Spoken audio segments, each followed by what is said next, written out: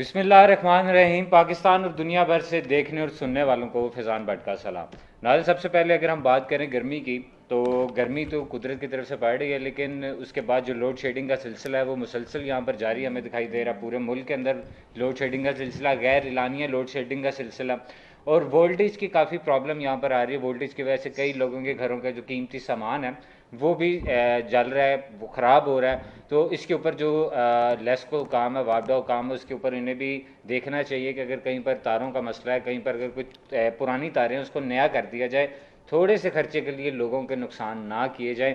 इसके बाद अब हम ज़रा आते हैं कोविड की तरफ। कोविड की जो सूरत हाल थी वो कंट्रोल में आ रही है, स्कूल भी खोल दिए गए हैं। इसके बाद जो ऑफिस हैं जहाँ पर 50% जो स्टाफ है वो अलाउ था कि 50% स्टाफ आया करेगा, वहाँ पर भी तजवीज़ दी जा रही है कि 100% स्टाफ जो है उसको, उसकी हाज़िरी को यकीनी बनाया जाए। तो हुकूमत वक्त जो है उसको ये सहरा जाता है कि उन्होंने कंट्रोल किया कोविड सिचुएशन को। तो इसके ऊपर हुकूमती नुमाइंदगान के साथ साथ जो ज़िले हुकूमत है वो बहुत मुतहरिक हमें दिखाई दी, और जो पुलिस काम है, रेंजर्स है, पाक आर्मी है, हर जगह पर वो फ्रंट फुट पर हमें दिखाई दी है। और आवाम की जान बचाने के लिए बाज़ारों में, स्कूल्स में, जहाँ पर ज़्यादा क्राउड होता था, हर जगह पर वहाँ पर पहुँचे और उन्होंने एक ही बात की कि अपना ख्याल करें, दूसरों का ख्याल करें। और उसके बाद जो वैक्सीन का सिलसिला है वो भी उसका सिलसिला जारी है। बहुत सी दवाइयाँ, जिस तरह कैंसर लाइलाज है, इसके अलावा बहुत सी बीमारी हैं, उसकी दवाइयाँ 400 गुना महंगी कर दी गई हैं, लेकिन जो वैक्सीन है वो फ्री लगाई जा रही है हर किसी को। तो आवाम का ये कहना है कि जो बाकी मेडिसिन है, बाकी अद्वियात है, उसके ऊपर क्यों नहीं डिस्काउंट किया जा रहा, उसको, उसके रेट्स कम क्यों नहीं किए जा रहे, सिर्फ वैक्सीन का आप पकड़ पकड़ के लोगों को लगाई जा रही है। तो उसके ऊपर भी हम यहाँ पर बात करेंगे। और जो एक लाहौर में अगर बात करें, यहाँ पर ड्राइव थ्रू यहाँ पर बना दिया गया, ड्राइव थ्रू वैक्सीनेशन बूथ्स बनाए गए हैं, और ये आवाम के लिए बहुत आसानी है। मैं यहाँ पर आपको भी बताता चलूँ कि आप कज़ाफ़ी वाली साइट पर आएँ, रात 9 से 2 बजे तक, रात 2 बजे तक वहाँ पर टाइम है। वहाँ पर आप आएँ, अपने फैमिलीज़ के साथ आएँ, गाड़ी पर आएँ, और आपको कहीं पर जाने की ज़रूरत नहीं है, क्यू में लगने की ज़रूरत नहीं है। अपनी गाड़ी में बैठें, अपना बुखार वगैरह चेक करवाएं और उसके बाद वैक्सीन लगवाएं, और आप उसके बाद जा सकते हैं। नेक्स्ट जो आपकी डेट होगी वो उस पर मेंशन कर दी जाएगी। अब सियासी सूरत हाल के ऊपर अगर हम आएँ, तो सियासी सूरत हाल मुसलसल हमें ख़राब होती हुई दिखाई देती है। जो अपोजिशन है, अपोजिशन, अगर हम पीडीएम की बात करें, पीडीएम के अंदर से पाकिस्तान पीपल्स पार्टी बिल्कुल निकल चुकी है। क्या वजह है कि वो इसमें से निकल गए हैं, हालांकि फ्रंट फुट पर वो खेल रहे थे। क्या हुकूमत वैक्सीन की कोई डील होगी, उस पर भी हम यहाँ पर बात करेंगे। और भी बहुत से सवाल है, साथ साथ लेके चलते हैं। तो टाइम बचाते हुए मैं अपने गेस्ट की तरफ आता हूँ, उनका तारुफ करवाता चलूँ। वैसे तो किसी तारुफ के मोहताज नहीं है। सबसे पहले पाकिस्तान तहरीक इंसाफ के जो बानी हैं, इमरान खान साहब के साथ जो पहले दिन से जदोजहद कर रहे थे, बाय सेल्फ मैं खुद भी उन्हें जानता हूँ, जब से अगर मैं सहाफ़त कर रहा हूँ तो मैं इन्हें भी देख रहा हूँ, काफ़ी मेहनत करते हुए दिखाई देते हैं। और आवाम के लिए कुछ करना, एक पॉलिटिक्स होती है अपनी पावर के लिए, एक पॉलिटिक्स होती है कि बंदा एक एक्स जिस तरह डालता है उसके लिए वहाँ पर लोगों के ऊपर कि जी मैं एमएनए हूँ, मैं एमपी हूँ, या मैं हुकूमत वक्त में से हूँ। तो ये बिल्कुल इसमें से नहीं है। आवाम की खिदमत करते हैं, इनकी फ़र्स्ट प्रायोरिटी। और मोस्टली मैंने इनको देखा है कि अपनी पार्टी के साथ ही लड़ाई कर रहे होते हैं, सिर्फ किस वजह से, कि आवाम के हकूक़ की वजह से। तो जो बानी है, फाउंडर मेंबर है पाकिस्तान तहरीक इंसाफ के, अमीन ज़की साहब, वो भी हमारे साथ मौजूद हैं। सर, आपका बहुत शुक्रिया। उनके साथ साथ तशरीफ़ फरमा है हमारे, जब भी किसी को कोई मसला होता है लोग कोर्ट की तरफ जाते हैं, और एक पढ़ा लिखा माशरा जो है वो डिपेंड करता है और वो रिलाई करता है अपनी कोर्ट्स के ऊपर, कि कोर्ट्स जो भी फैसला देंगे मजलूम के हक़ में देंगे, जालिम के ख़िलाफ़ देंगे।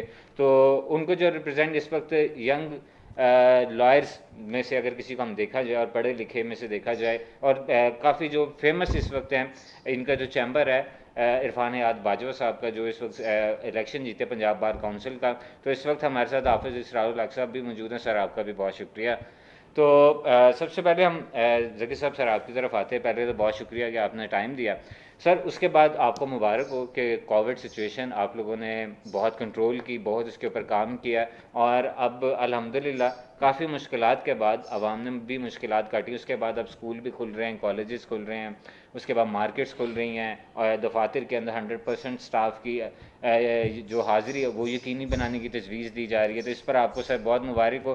तो आप क्या समझते हैं कि कोविड ख़त्म हो चुका है, आवाम ये समझ रही है कि जिस तरह ही सारी चीज़ें खोलती जा रही हैं तो कोविड का जो ख़तरा है वो ख़त्म हो गया, तो इसके ऊपर आप क्या कहते हैं जकी साहब? सबसे पहले तो मैं फिज़ान आपका शुक्रिया अदा करता हूँ कि सर। आपने अपने इस प्रोग्राम में हमें बुलाया। सर। मैं सबसे पहले तो वज़ीर आज़म इमरान खान साहब की विज़न के लिए उनका शुक्रिया अदा करता हूँ जी। कि वो शुरू दिन से, जब से ये कोविड आया, जी। ये बीमारी आई, तो वो शुरू से ये कह रहे थे इसको इतना मतलब ना लेना कि बंदा अंदर क्या कहते हैं कि सोचना शुरू कर दे जी। कि तकलीफ़ में वैसे ही तकलीफ़ में आ जाए। उन्होंने कहा कि इससे हमने लड़ना है, इससे डरना नहीं है, लड़ना है। जी। और पिछले साल से लेकर तकरीबन पौने 2 साल हो चले हैं। जी। पौने 2 साल से पाकिस्तान इसका फेस कर रहा है इसको। जी। लेकिन जिस तरीके से प्लानिंग की गई, जो इमरान खान साहब ने जो एक कमेटी बनाई, उस कमेटी ने किया जिसका असद उमर को सरबराह बनाया। जी। असद उमर ने भी बड़ी अच्छी स्ट्रेटजी बनाई, मैं उनको भी मुबारकबाद देता हूँ। जी। बहरहाल ये आज जिस तरीके से, हालांकि हमारे हमसाया मुल्क में देख लें अभी प्रॉब्लम है, हमारी दुआ है कि अल्लाह ताला उनको भी इससे बला से निकाले। बिल्कुल ठीक, आमीन सर, और आमीन। बाकी आप देख लें यूरोप में अभी तक वहाँ पे लॉकडाउन है, अभी वहाँ थोड़ा थोड़ा पोर्शन करके उन्होंने खोला हुआ है। जी। लेकिन पाकिस्तान, अल्लाह का करम है कि कल ये अनाउंसमेंट हो गई है जी। कि सिर्फ हफ्ते में एक दिन छुट्टी होगी बिल्कुल ऐसे ही और है। हम अपनी मार्केटें भी खोलेंगे, दफ्तरों में 100% अब हाज़िरी होगी। बिल्कुल। तो ये मैं समझता हूँ कि इमरान खान की कोशिश थी कि भी कम अज़ कम, और उन्होंने लॉकडाउन भी नहीं लगाया इतना कि ताकि मज़दूर जो है उसको अपनी दिहाड़ी का फ़र्क ना पड़े, मज़दूर को मज़दूरी ना अगर नहीं करेगा तो क्या बनेगा उसका, उसके लिए उसका भी एहसास किया गया। बिल्कुल। तो ये तो एक कोविड के हवाले से मैं कह रहा हूँ। तो बाकी सर आपको तो काफ़ी जो चैलेंजेस का भी सामना है कि कोविड की वजह से बिजनेस भी बंद हो चुके थे, कई फैक्ट्रीज मिल्स इंपोर्ट एक्सपोर्ट पे हमारे काफ़ी असर किया है कोविड जो आया था, तो इस सारे को आप किस तरह संभालेंगे, आपकी हुकूमत किस तरह संभालेगी? और जो महंगाई बढ़ती हुई जा रही है इसको आप किस तरह कंट्रोल करेंगे, क्योंकि महंगाई भी एक आपके लिए बहुत बड़ा चैलेंज है और कोविड जिस तरह गुजर रहा है और अभी गुजरता हुआ जा रहा है, आप भी इसी तरह ही कह रहे थे, तो आप किस तरह कंट्रोल करेंगे? कोई हंगामी बुनियादों पर स्ट्रेटजी आप लोगों ने अपनाई? देखें, ये जो आपने बात बात की, बड़ी अहम बात की महंगाई की ना, जी। इसके लिए हमारे कुछ पार्टी के सीनियर लोग, उसमें मैं भी शामिल था, कि हमारी एक पूरी स्ट्रगल रही है बिल्कुल। कि हम लोग बार बार हुकूमत से भी कहते रहे, इमरान खान साहब से भी रब्ता रहा और यहाँ भी पंजाब गवर्नमेंट से भी हम कहते रहे कि पिछले बजट में हमने अपनी सैलरी जो थी, जो हमारे मतलब मुलाजमीन हैं, उनकी नहीं बढ़ाई गई, जी। क्योंकि महंगाई तो अक्सर हर हुकूमतों के दौर में बढ़ती रही है। जी। लेकिन इसका तोड़ जो होता है ना महंगाई का, वो ये होता है कि इनकम बढ़े, बिल्कुल। कारोबार बेहतर हों और जो मुलाजम हैं उनकी परसेंटेज बढ़ाई जाए। बिल्कुल। तो ये हमारी पिछले 3-4 महीने से हमने सिफारशात बनाकर भी भेजी, क्योंकि मैं इंसाफ जफाकश लेबर वर्कर फेडरेशन का जी, चेयरमैन आप भी उसके हूँ बिल्कुल ऐसे ही और है। मुख्तलिफ लेबर यूनियन से मैंने राब्ते किए, राइट। वापडा की यूनियन से, वासा है, LDA है, मतलब पाकिस्तान में वासा मुल्तान। जी। तो इस तरह मैंने सबसे हमने राब्ते किए और उनसे प्रपोजल्स ली कि क्या किस तरह होना चाहिए, वो बना के हमने आगे भेजी। राइट। और उसमें हमने ये रिक्वेस्ट भी की है, बार बार हमने बाद में मैसेजेस में भी अपने रिक्वेस्ट की कि कम अज़ कम 20 और 25% के दरमियान तनख्वाहें बढ़नी चाहिए जी। और स्पेशल कोई बोनस भी मिलना चाहिए। राइट। उस पर अब डिस्कशन हो चुकी है, डॉक्यूमेंट तैयार हो चुके हैं। इंशाल्लाह ताला 11 तारीख को आप देखेंगे कि काफ़ी मतलब सैलरीड पर्सन को काफ़ी इसमें रिलैक्स मिलेगा। अच्छा, चलें जी। और जिस तरह आप कह रहे हैं कि महंगाई पे काबू पा लिया जाएगा, तो क्या हमारे पास इतना बजट है, क्या हमारे पास इतने पैसे हैं कि जो सैलरीज हैं उनको बढ़ाया जा सके? अभी भी कई इस तरह के महकमे हैं, एजुकेशन डिपार्टमेंट की बात कर ली जाए तो वो हमें सड़कों पे दिखाई दे रहे हैं कि वो वहाँ पर एहतजाज कर रहे हैं। तो ये भी मैं आपसे पूछता हूँ, मैं आप सब आपकी तरफ आता हूँ, क्योंकि जहाँ पर ये एहतजाज हो रहा था बिल्कुल आपका ऑफिस भी वहाँ पर ही है, तो आप किस तरह देखते हैं कि वादे वईद तो किए जा रहे हैं और महंगाई पे काबू पाने के प्लान भी बनाए जा रहे हैं, लेकिन आप क्या समझते हैं कि सिर्फ प्लान बनाए जा रहे हैं, क्या हर्डल आ रही है? और स्पेशली अब की बार पहले 2 बजट जो पाकिस्तान तहरीक इंसाफ ने पेश किए तो उसमें नो डाउट उनका यही बयानिया था और बनता भी था कि पिछली हुकूमतों ने किया, अभी हमें टाइम नहीं मिल रहा। तो ये जो अब तीसरा बजट अब जो आएगा, आप इस पे क्या समझते हैं कि महंगाई पे काबू पाया जा सकेगा, और अगर नहीं पाया जा सकेगा तो फिर पिछली हुकूमतों में और इस हुकूमत में क्या डिफरेंस होगा? हाँ सर। फैज़ान भट्ट साहब बहुत शुक्रिया। सर। बड़ा अहम मौजू भी है आज गुफ्तगू के हवाले से, और सीनियर यहाँ पर तहरीक इंसाफ के जो फाउंडर मेंबर हैं वो भी मौजूद हैं। जी। पहली बात ये है कि जब भी बजट को पेश किया जाता है तो 2 चीज़ें मद्देनज़र रखी जाती हैं। जी। एक, पिछले बजट्स में किन किन चीज़ों से हमें मतलब ये है कि नबरदआज़माव होना पड़ा, बिल्कुल। किन चीज़ों का सामना हमें करना पड़ा, और दूसरा ये है कि अगर पिछले साल में ये हालात थे तो आइंदा में ये हो सकते हैं, फॉरकास्टिंग की भी इसके बारे में होनी चाहिए। जी। अब इशू ये है कि पिछले जो हालात हैं, पिछला जो बजट था उसकी वो भी कंसीडर जो है गवर्नमेंट नहीं करती है, और आइंदा की बाबत भी इनकी कोई प्रॉपर स्ट्रेटेजी नहीं होती, नंबर 1।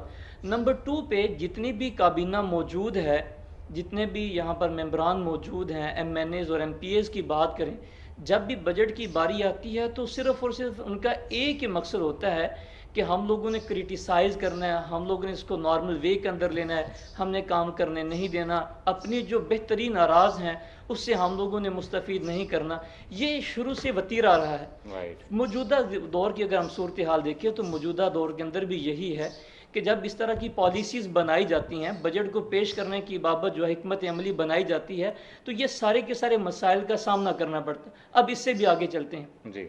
ये बजट तो एक बार पेश कर दिया, राइट। फिर उस बजट के बाद उसका ऑडिट होना, कहाँ पर लगा, कैसे लगा, किसने लगाया, इसके ऊपर चेक एंड बैलेंस होना चाहिए। देखें, कोई भी सिस्टम ऐसा हो जिसके ऊपर चेक एंड बैलेंस ना हो तो वो सिस्टम ख़राब हो जाता है। बजट पेश कर दिया, फिर उसके बाद चेक एंड बैलेंस ना रखने की वजह से ये सारे के सारे मसाइल का हमें सामना करना पड़ता है।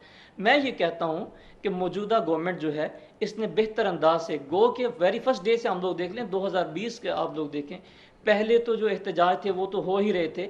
2020 से देख लें, कोविड की सिचुएशन थी, कारोबार ना होने के बराबर था, सारी की सारी चीज़ें, उसके बावजूद इस गवर्नमेंट ने सरवाइव किया है, बेहतर अंदाज से अपने शहरियों के हकूक़ का तहफ़्फ़ुज़ किया है, उन्हें बेहतर सहूलियात जो है वो देने की हमा वक्त कोशिश की है। मेडिकल के हवाले से देख लें, अगर कोविड सिचुएशन की देख लें, कैसे उन्होंने बेहतर अंदाज से कंट्रोल किया।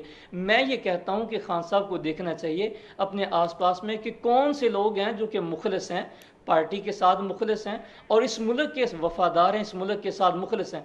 उन लोगों को मद्देनज़र रखते हुए अपने साथ मिलाएं, बेहतरीन स्ट्रेटेजी बनाएं, इनके ऊपर चेक एंड बैलेंस होना चाहिए।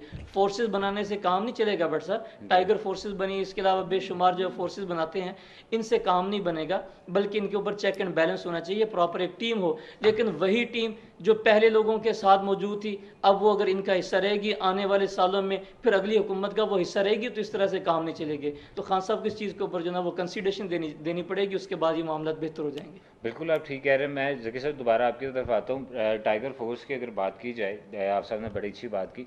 टाइगर फोर्स लाहौर की भी अगर हम बात करें, 1-2 सिटीज़ और है वहाँ की भी बात करें, तो वहाँ के टाइगर फोर्स की जो जितनी भी वहाँ पे तंजीम बनी हुई, जितने भी लोग हैं, मेरी उनसे बाय सेल्फ खुद वहाँ पर बात हुई, तो उनका ये कहना है कि 1 रुपया जो होता है, 1 रुपया भी नहीं हमें दिया गया टाइगर फोर्स। और इमरान खान साहब ने काफ़ी मेरे ख्याल है लाखों करोड़ों रुपए में बजट भी पास किया हुआ था। तो उसके ऊपर उस्मान डार साहब के ऊपर काफ़ी वो देख रहे हैं कि उस्मान डार साहब इसको हेड कर रहे हैं और वो जो पैसे हैं वो आगे नहीं दे रहे। तो आप क्योंकि ग्राउंड रियलिटी को देखते हैं, आप क्या समझते हैं वाकई बिल्कुल ठीक है क्या जो बजट है या जो पैसे दिए गए थे, जो मुख्तिस किए गए थे खान साहब की तरफ से, बिल्कुल उस्मान डार साहब की तरफ से इसी तरह ही आगे टाइगर फोर्स को मुहैया किए गए हैं? जकी साहब, ये बड़ा मतलब आपने अच्छा सवाल किया। ये मैंने पिछले साल जब बनाई गई थी ना जी, मैंने उस वक्त भी इस पे ऑब्जेक्शन किया था कि ये फैसलाबाद जहाँ के वो रहने वाले हैं जी, वहाँ है या गुजरांवाले को 2-3 शहरों में है, जी, वो ये क्लेम कर रहा था कि पूरे पाकिस्तान के अंदर जी, ये टाइगर फोर्स हमने बना दी है, पूरे पाकिस्तान के जी। अंदर, जबकि ऐसी कोई बात नहीं थी। हम्म, और इसका मैंने इमरान खान को भी मैसेज किया, लेकिन उस पर खान साहब ये शायद समझे कि भाई अभी मतलब मैंने बहुत पहले बता दिया, तो उन्होंने कहा शायद ये बहुत पहले बता रहे हैं तो अभी आगे जाके पता चलेगा। लेकिन ये देखें ना, उन्होंने मतलब इसके लिए एक फ़ंड भी दिया, बिल्कुल ठीक है, लेकिन वो जो पार्टी जो टाइगर फोर्स के वर्कर हैं किसी को नहीं मिला। बिल्कुल ये ऐसा बात सही है और ये गलत है। अगर ये हमारी पार्टी के उस्मान डार ने भी किया तो ये गलत है। सर इसके ऊपर ही इंक्वायरी होनी चाहिए। मैं इसके ऊपर अपना अलहदा एक वीडियो मैसेज बना के भी ये भेजूंगा, खान साहब को भी भेजूंगा और भी जो हमारे सीनियर साथी हैं उनको भेजूंगा। सर आप बिल्कुल ठीक कह रहे हैं। आपकी इस बात से, जिस तरह आपने कहा कि मैंने आज से 1 साल पहले बता दिया था कि इस तरह काम नहीं हो रहा, जिस तरह बताया जा रहा है वैसे काम नहीं हो रहा। तो सर हामिद खान साहब ने भी जहांगीर तरीन साहब का आज से कई साल पहले बता दिया था, हुकूमत में आने से पहले भी बताया था, उसके बाद भी, कि जी खान साहब ये जो जहांगीर तरीन ग्रुप है ये अपना एक अलहदा ग्रुप बनाएगा। लेकिन खान साहब ने खान साहब की, हामिद खान की भी नहीं मानी। और आज बिल्कुल एग्जैक्टली वैसे हो रहा है। जब हामिद खान साहब से भी बात हुई, उनका भी आपके वाले अल्फाज थे कि 1-2 साल पहले मैं भी इन्हें बता रहा था लेकिन वैल्यू नहीं दी जा रही थी, मुझे बताया नहीं जा रहा था। तो सर क्या वजह है कि आप लोग जो बानी हैं सारे, आप लोगों की बात को रद्द करके जो बाद में लोग शामिल हो रहे हैं उनको प्रायोरिटी दी जा रही है? तो इसकी क्या वजह, आप क्योंकि ज़रा अंदर है, आप बेहतर बता सकते बहरहाल ये एक प्रॉब्लम है जिसका कि मैं पहले शायद ना इस सवाल का जवाब देता, हैं। जी लेकिन इस सवाल का जवाब गिलगित बल्तिस्तान में दौरा था खान साहब का, जी और खान साहब ने वहाँ एडमिट किया राइट कि टिकटें देने में गलतियाँ हुई हैं मुझसे। राइट गलतियाँ जो कि हम उस वक्त भी बता रहे थे कि सब इलेक्टेबल को आप टिकटें ना दें, उसमें पार्टी के सीनियर जो वर्कर्स हैं जिन्होंने जद्दोजहद में आपका साथ दिया उनको भी दें। तो इन्होंने कहा, खान साहब कहते थे कि नहीं यार इलेक्टेबल आए हैं वो लड़ने दें उन्हें इलेक्शन, तो हम खामोश हो गए।